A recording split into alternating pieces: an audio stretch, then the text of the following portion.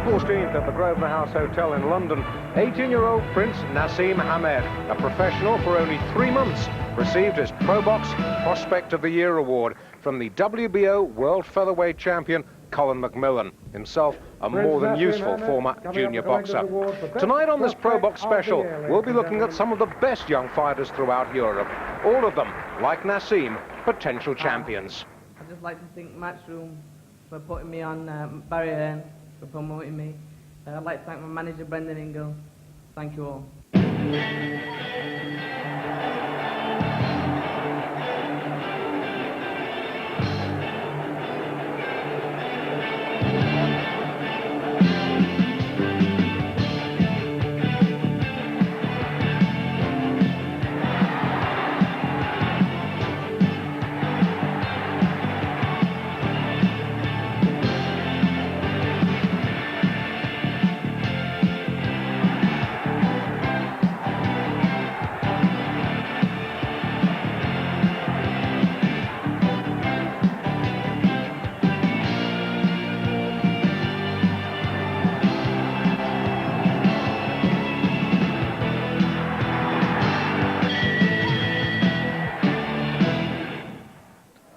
Just a face in the crowd when Chris Eubank fought Ronaldo dos Santos, Prince Naseem Hamed has similar World Championship dreams.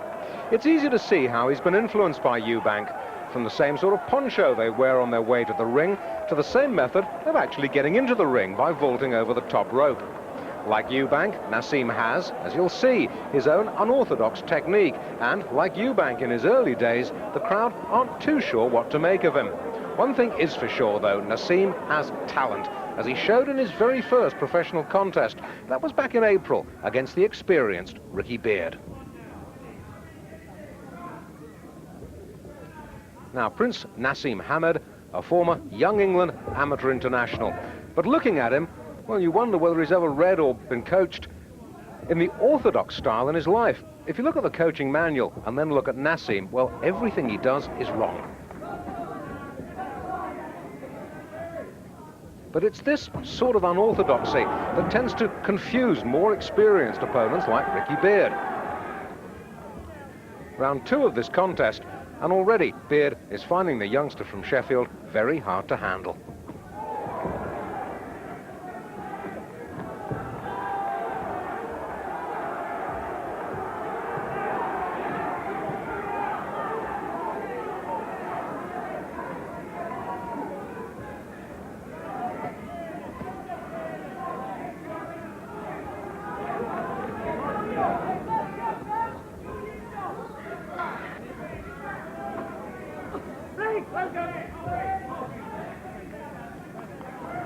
Now watch Naseem and compare him with, say, a technically correct flyweight and make up your mind which of them is better. Is there a better or a worse, or do you judge purely on results?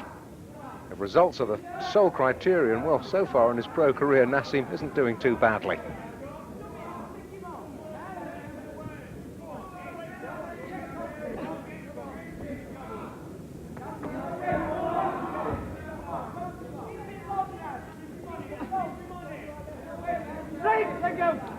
So, in his first contest, as we at ringside were getting our first professional glimpse of him, a couple of things were becoming clear. Unorthodox, well, everybody can see that, but very, very quick, even for a flyweight.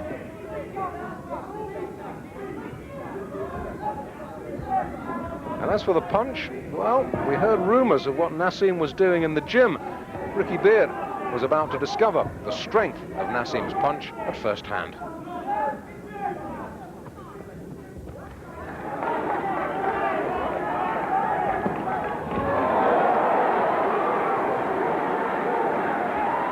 Beard decked by a body shot, and you don't see that happening too often in professional boxing. A count out in round 2. A week later, and Naseem was back in action at the GMEX in Manchester against Sean Norman. Once again, an opponent far, far more experienced than he was.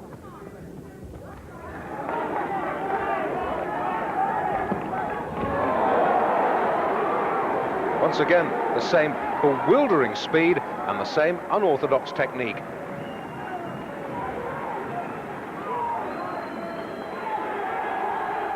And the result, like Beard, the same. Bewildered, Norman down and out. And so to opponent number 3, this time the National Indoor Arena in Birmingham.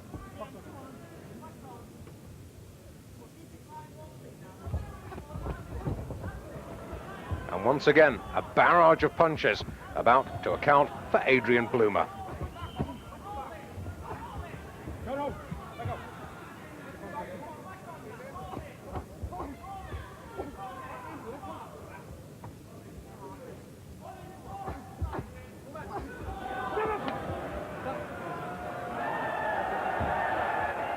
And the somersault that has become Naseem's trademark.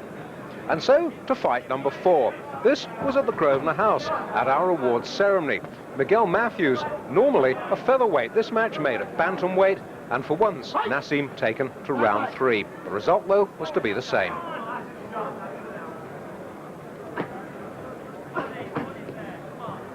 Now, if you're wondering about Naseem's success so far, consider this. You spar in the gym, but you cannot prepare for the sort of attacks that Naseem launches. Punches come at you from angles that you don't expect. They come at a speed you don't expect.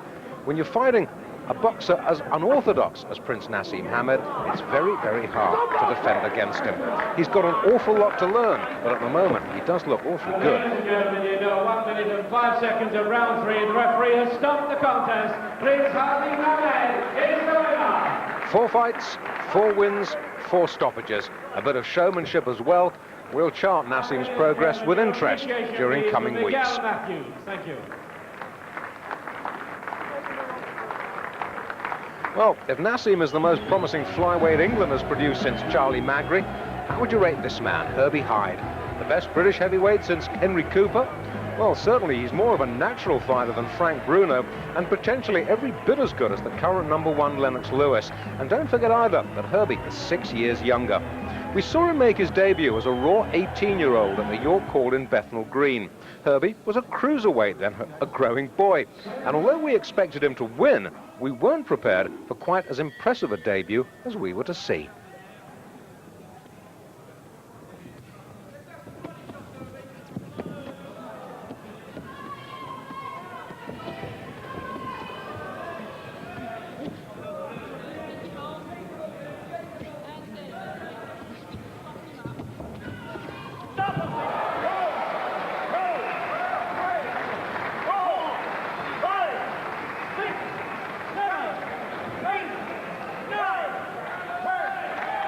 An impressive enough professional debut from Herbie Hide. L.A. Williams counted out in 2 rounds. A straightforward win, and the wins kept on coming. Once again, like Naseem, blindingly fast hands. A growing boy, as I said, and Herbie has since grown since that debut to a full heavyweight. Here we see him in action in his last fight against Conroy Nelson back in January, and this was for the WBC International Heavyweight title. Nelson, the Canadian, had one big surprise in store for him. Now, Herbie's great boyhood idol was the legendary Muhammad Ali. Like Ali, Herbie has similar claims to become the greatest of his own particular boxing era, but for my money, comparisons from boxer to boxer are never such a good idea. Ali was unique. Herbie Hide is Herbie Hide. He's got his own skills, his own strengths, and his own punch too, as we'll see in just a moment.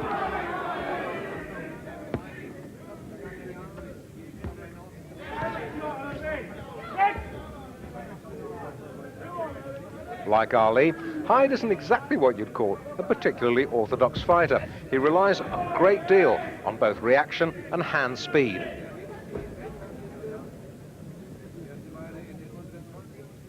As Freddie King, his trainer, often maintains, he's still a baby, he's still learning. True, Herbie probably still has a lot to learn. This fight, though, showed perhaps his true coming of age against a much more experienced opponent.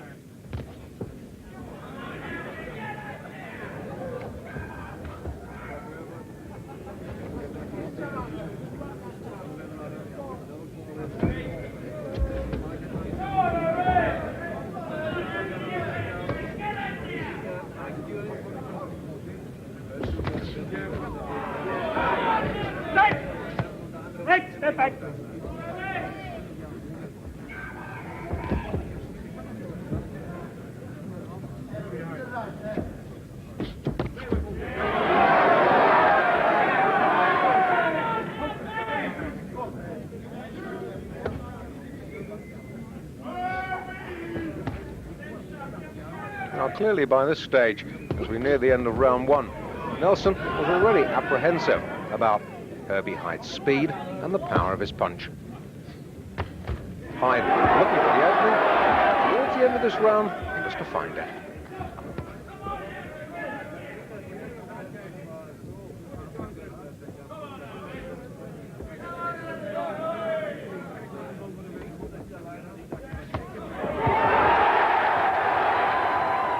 Combination delivered in the time it takes to blink. Nelson down, round one.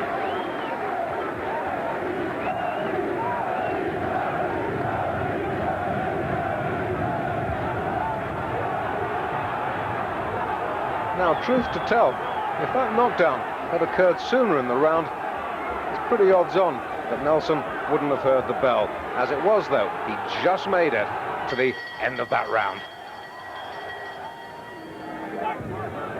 However, though, the end for Conroy Nelson wasn't too long in coming. Hyde, a good finisher.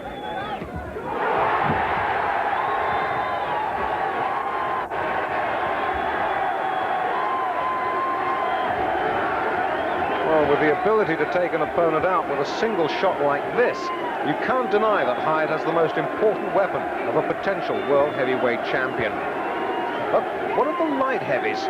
After the break, in just a moment, we'll be looking at a terrific German prospect.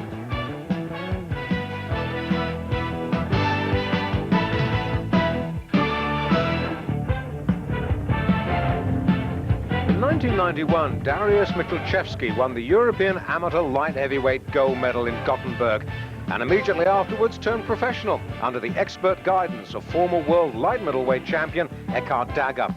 Like Naseem Hamed and Herbie Hide, Michalczewski is rich in potential.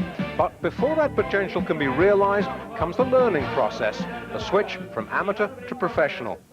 We first saw Dariusz in action against Hungary's Peter Czenki. Again, we expected him to win, but what was more important was how he won.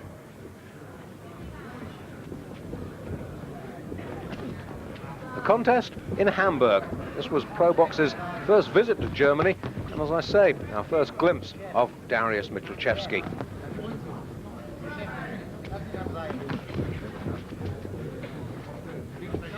The instant impression that we gained of him was still very much amateur in style, upright with the left hand outwards looking for points.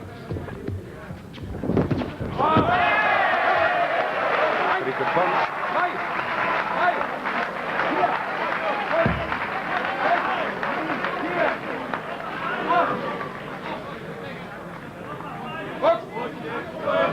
Now, it was clear at this point that Czenki had no chance in round three, this is, of making the final bell.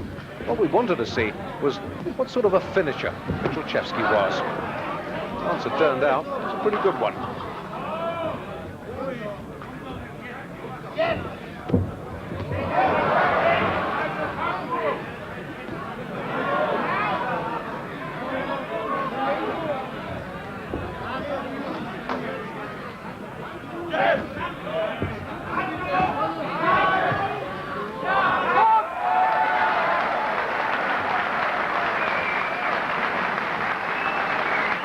And that was it, all over in round three.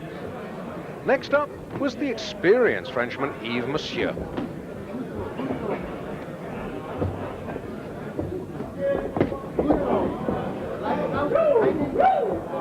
We all expected Monsieur to give Michalczewski one or two problems. It was clear, though, that the young German was learning all the time. This was a far more polished performance than the fairly ragged-edged showing we had against Peter.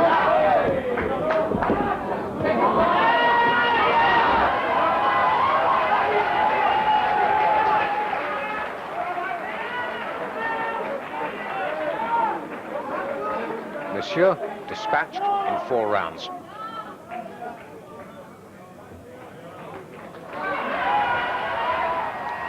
And so to Portugal on the Chris Eubank, Ronnie Essett world title bill.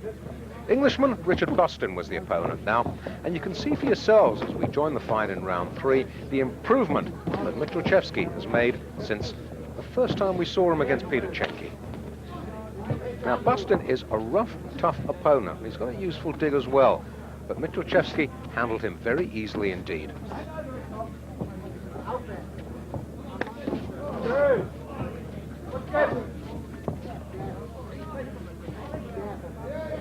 Still very upright, the guard held high.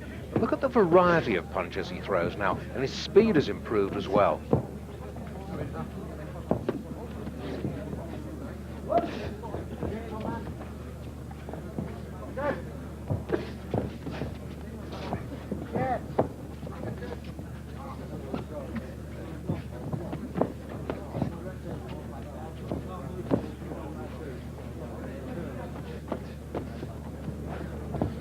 No doubting that on a couple of occasions Buston tested the German's chin, and the chin, I tell you, was not found wanting. What was impressive was the way that Michalczewski sized up his opponent and then systematically wore him down.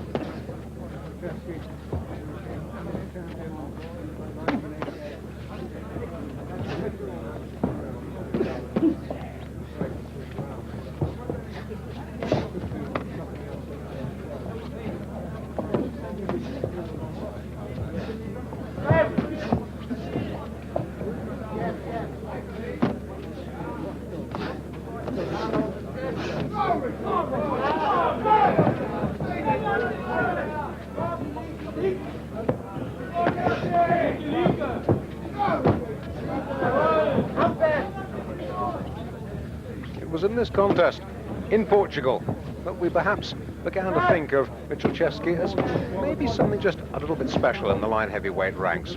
It's true that Richard Buston, a brave but perhaps limited opponent, well, gave him the sort of fight that he needed at this stage of his career. 92-93 season is going to be a real testing time for Michalczewski. Personally, I don't think he's going to be found wanting.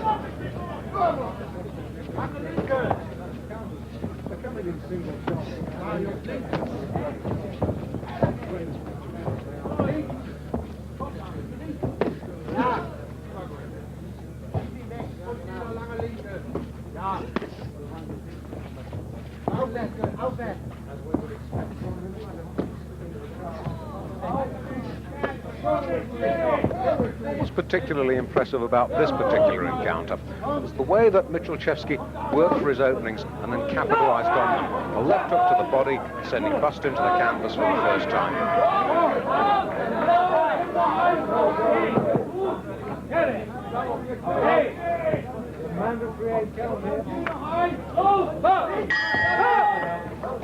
Bell coming to Buston's rescue at the end of round 3, but that respite to be short-lived.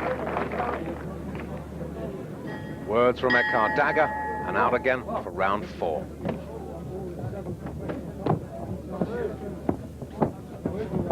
And as we've already seen so far on the program, the likes of Naseem Hamed, Herbie Hide, good finishers, and you can put Dariusz Michalczewski into that category too. Now, he's seen Buston's susceptibility to body shots, and those body shots will prove Buston's ultimate downfall.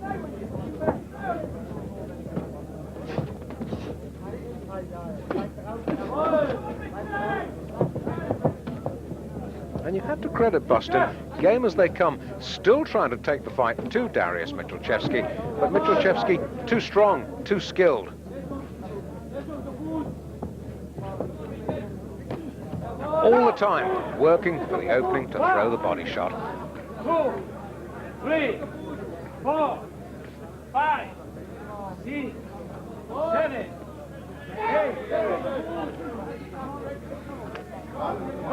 It's a shame perhaps that at this stage in the evening at Kinderlager, there weren't more people at ringside to witness this performance, one of the more impressive fights of the night.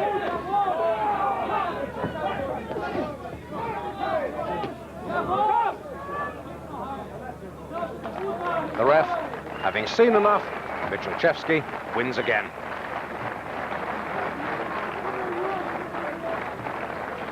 Well, from a light heavyweight to a welterweight, and the best Irish fighter since Barry McGuigan, well, judge for yourselves.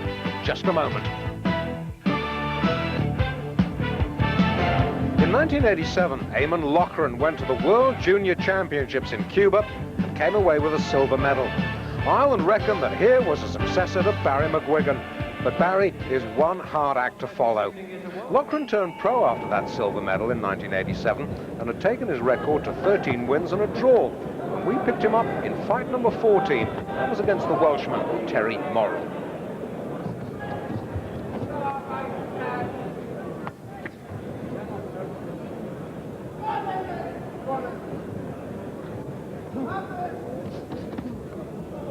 Now this fight in Cardiff didn't last too long, but we had some time to glimpse that Loughran had something just a little bit special.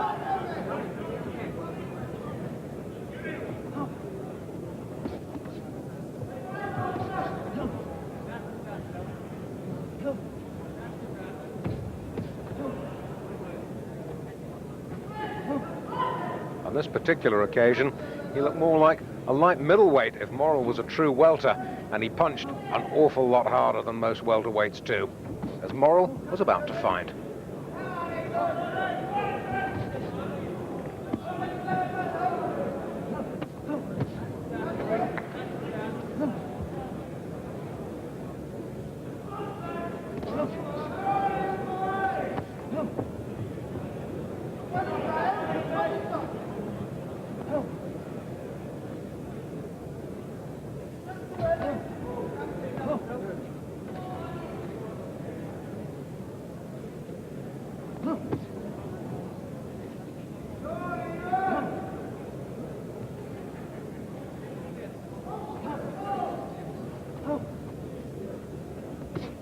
Round one draws to a close, and as it turned out, the fight was drawing to a close too. Loughran, by now, had found the range. Morrill about to go down.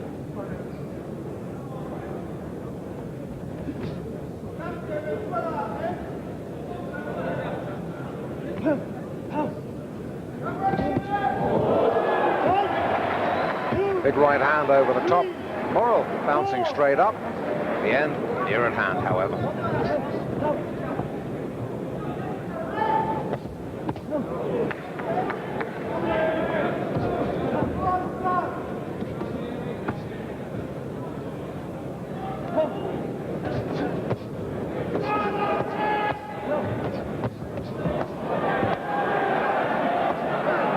An unanswered barrage, and with 30 seconds left of the round, Morrill on the canvas and about to be counted out.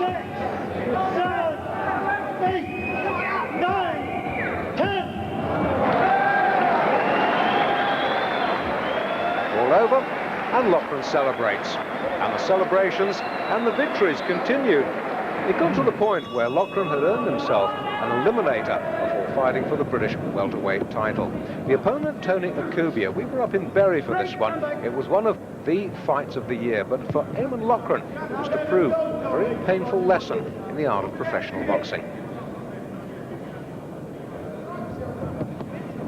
Now, his performance this particular night was probably the best that we've ever seen from him.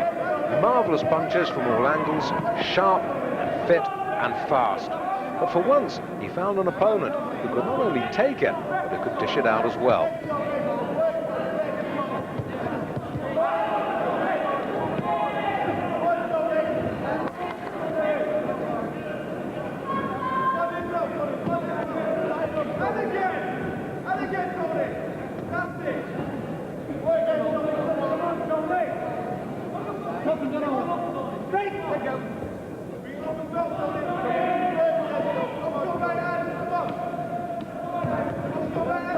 Two sides to every story.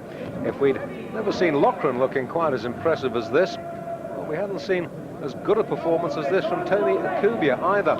With the prospect of the British welterweight title awaiting the winner, well, both men clearly had an awful lot to fight for.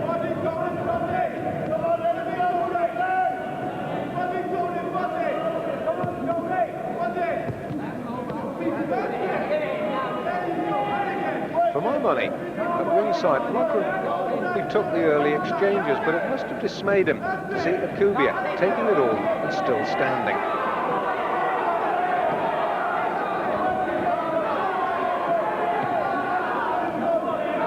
And for once, perhaps he was an opponent who spotted just a little chink in Loughran's armour, susceptibility to body shots.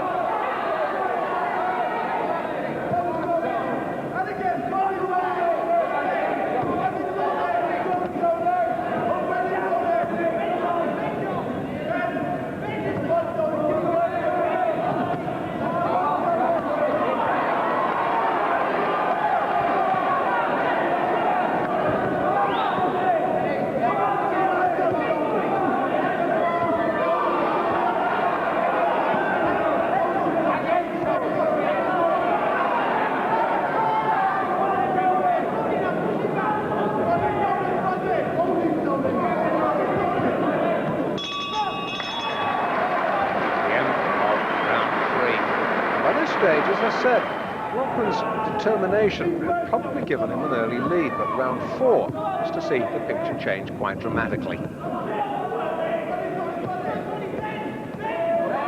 Now Loughran, as I said earlier, a big welterweight, and for my money, perhaps his future might lie more profitably at light middle. Big difference between 10 stone 7 and 11 stone if you have a little bit of trouble making the weight. No suggestion that Loughran does have trouble making 10-7, but for my money he'd be an awful lot stronger at 11 stone.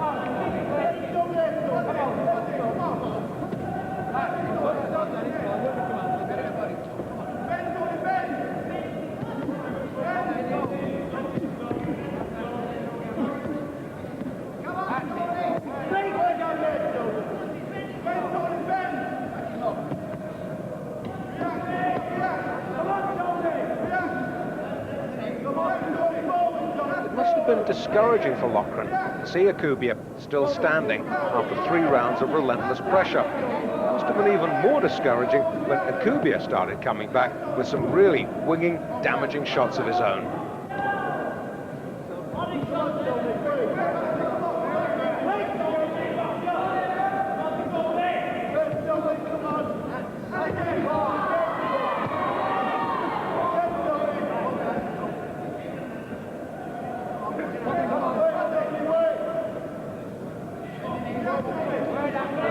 Carefully, you'll see Akubia consistently probing with the body shots, seeing the effect they have. One of them is to prove, well, almost literally, Eamonn Loughran's downfall.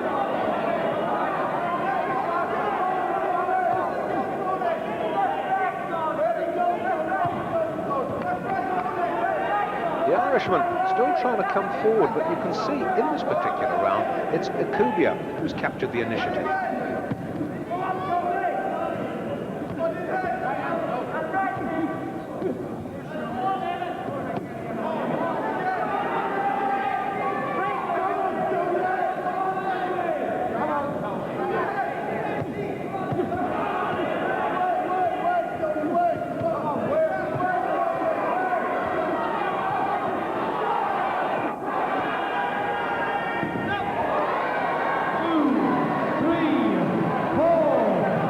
Shot that did the damage.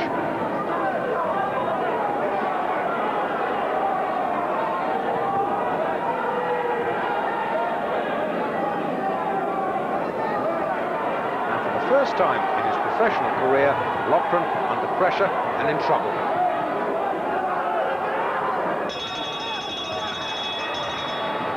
Well, he reacted well and tried to fight his way out of it, but you could see he'd clearly been hurt. Round 5, and this was to prove a controversial ending to a fine contest.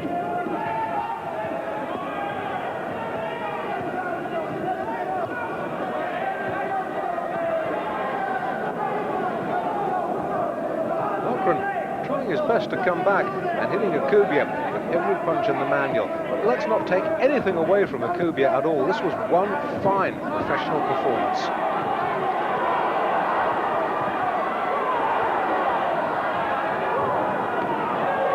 The body shots sickening and hurting Loughran. And then a moment of madness.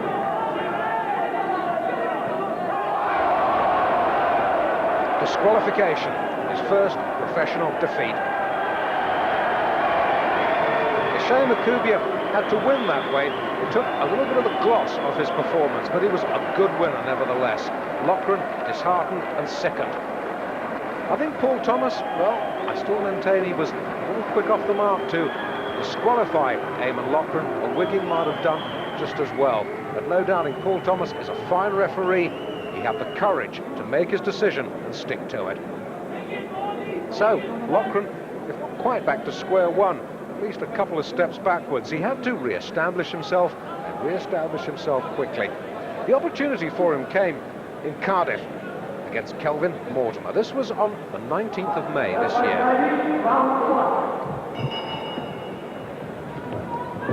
The start of the contest, and Loughran perhaps feeling he had something to prove.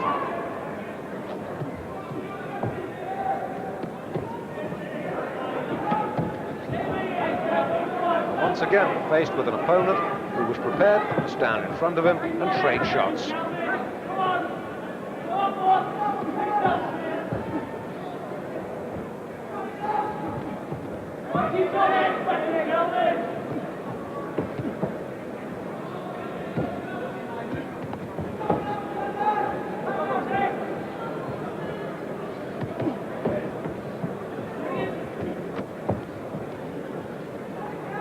Maybe the shamrocks on the Loughran boxing trunks brought him the little bit of luck he needed in this particular contest. All the sharpness, all the power, and all the determination that he showed against Akubia, they're in evidence, but maybe a sadder, wiser man. No rushes of blood to the head on this particular occasion, just a solid professional job.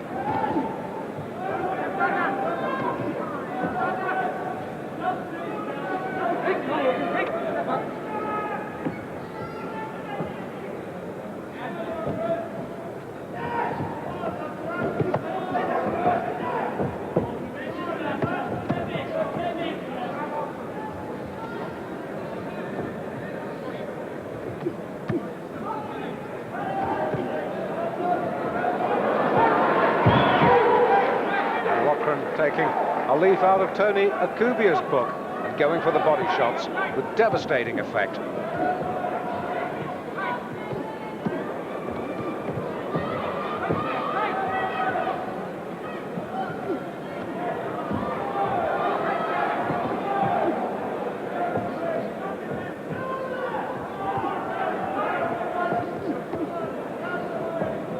A glimpse we had then of referee Paul Thomas at ringside, watching Loughran,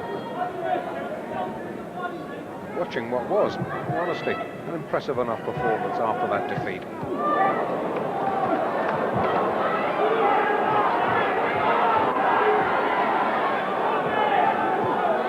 Now Mortimer, as game as they come, but the lessons that Loughran had learned up north have been well learned.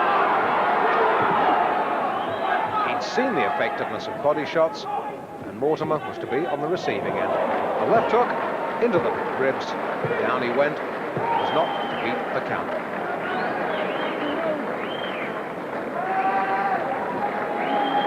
Referee Roddy Evans says, "That's quite enough, thank you." Loughran back on the winning trail.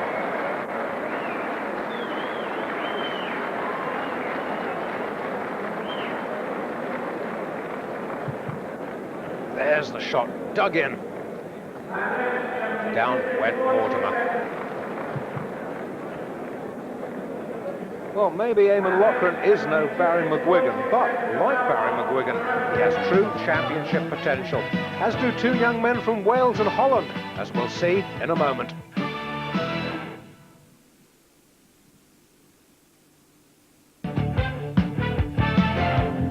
As a 19-year-old in May 1988, Wayne Ellis took the ABA light middle title back to his hometown of Cardiff.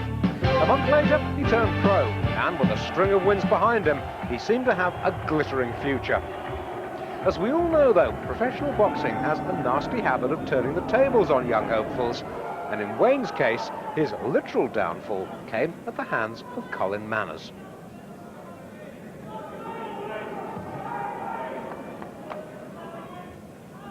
Now, this fight in Cardiff was on the 3rd of September of 1991. We knew that Manners could bang a bit, but we all thought this would be a useful fight, a useful test for Wayne Ellis on the upward curve. Colin Manners, though, had other ideas.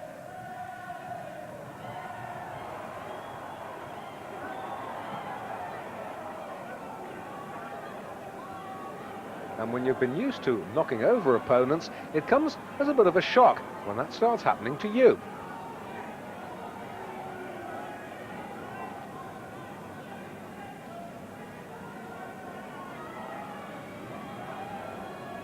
Ellis shaken, not really hurt, but Manners by now had the bit between his teeth.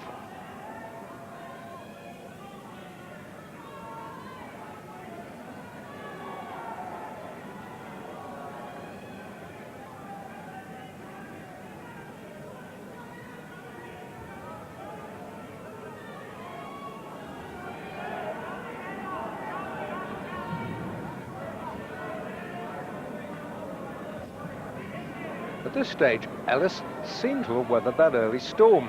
We thought he'd take control with that beautifully educated left jab of his. For once, though, we were wrong.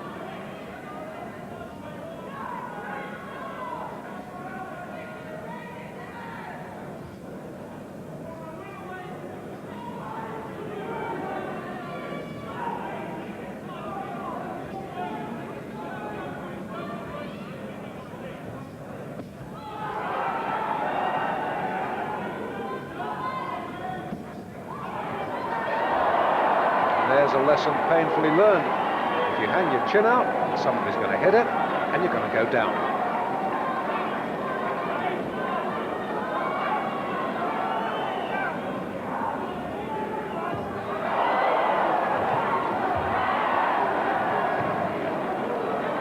By now, Ellis deep, deep trouble.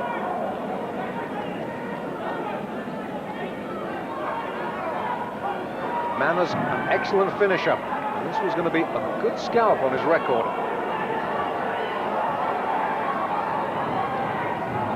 Truth to tell, the ref could have stopped it a little bit before. Ellis in no position to defend himself. And you can see just how pleased Colin Manners was with that victory. And Wayne Ellis, well, like Loughran before him, a sadder and wiser man. No disgrace in losing. The aim of the game is to learn from your defeat. Wayne Ellis did just that. He won the Welsh middleweight title, and then at our awards ceremony on the 14th of July, he defended that Welsh middleweight title against the tough Mike Phillips.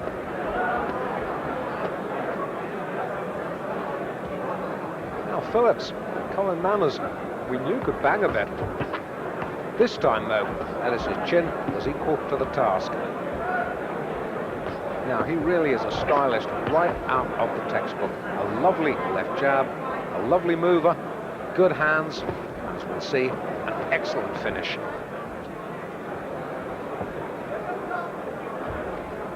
On my card at ringside on this particular occasion, I didn't give poor Mike Phillips a round. We're in the 7th now, and the end very near for the challenger.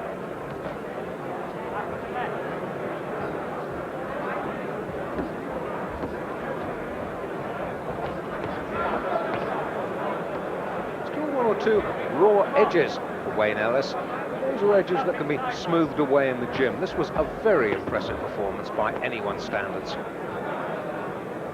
Right. One steady.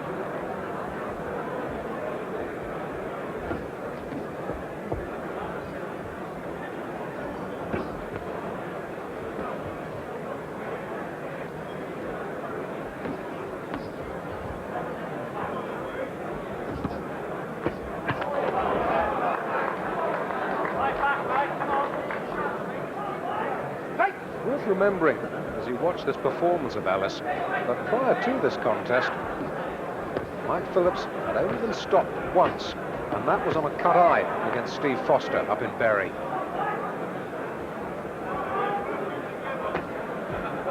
No cuts here. Phillips was simply punched to a standstill.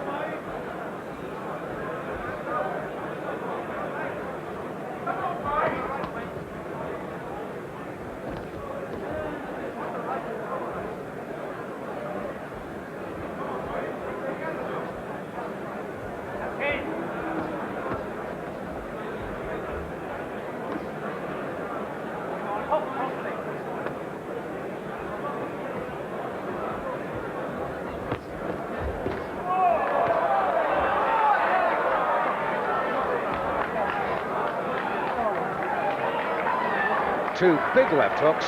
Adrian Morgan has decided he's seen enough. There goes one. Looks for the opening. Bang! There goes the other. End of fight. Ladies and gentlemen, in 42 seconds over round 7. Learning from your defeats. That's the name of the game. That's what Ellis has done. Well, there's no doubting that all the prospects we've seen tonight have real championship potential, but for all of them, major title shots perhaps still some way off. But Holland's Regilio Tuur is on the brink of a world title right now. He won't be 25 until the 12th of August, and at super featherweight, he's campaigning in one of the very toughest divisions in boxing today. But with true style and skill, allied to a devastating punch, plus an unshakable confidence in his own ability, Regilio Tuur already carries the mark of a champion.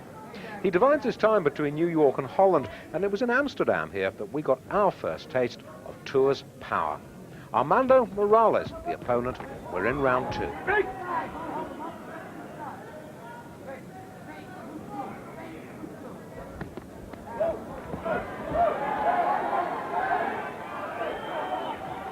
Now, Tuur is a boxer who sizes you up, measures you up, and then stops you, just as he was about to do to Armando Morales.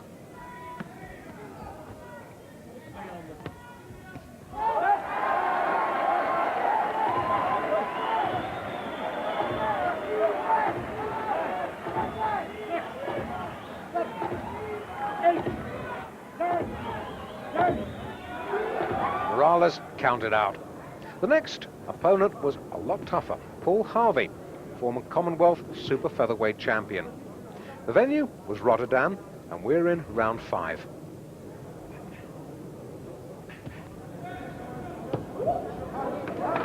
Now, we knew that Harvey would chest Tuur's chin. Indeed, he did so. The Dutchman stood up to the pressure and came back in truly awesome style.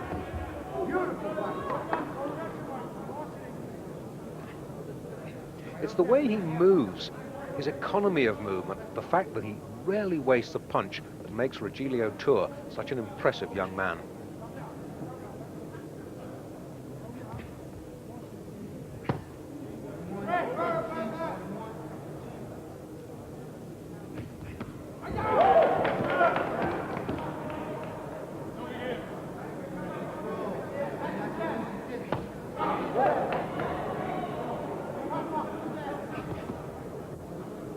All great champions, fast hands.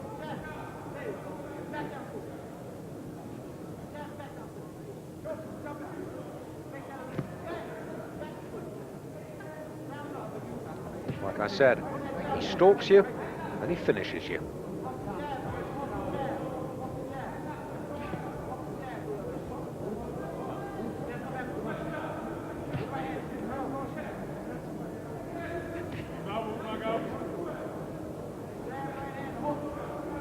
Harvey is a very, very good fighter in his own right, but there was something almost chilling with the efficiency. Tuur just took him apart.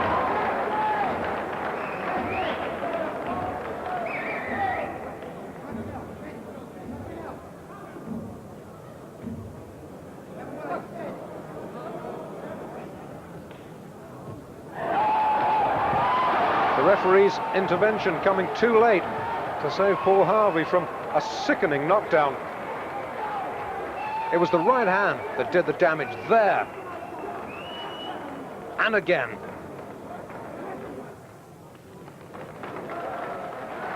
Well, thank heavens, Paul Harvey quickly recovered and was back on his feet. But as Tuur and his great friend and stablemate Kevin Kelly, himself a world top 10 featherweight, acknowledged the applause of the Rotterdam crowd, we could only sympathise with Paul because he'd shown us something we perhaps didn't know about Tuur. The Dutchman can take a good shot as well as dish it out.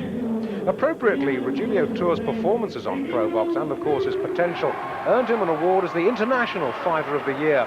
And it was equally appropriate that there to present him with that award at the Grosvenor House Hotel was Chris Eubank. A fellow I knew 2 years ago in New York. A great amount of respect for this fighter. He should make gold. Is Regilio Tuur.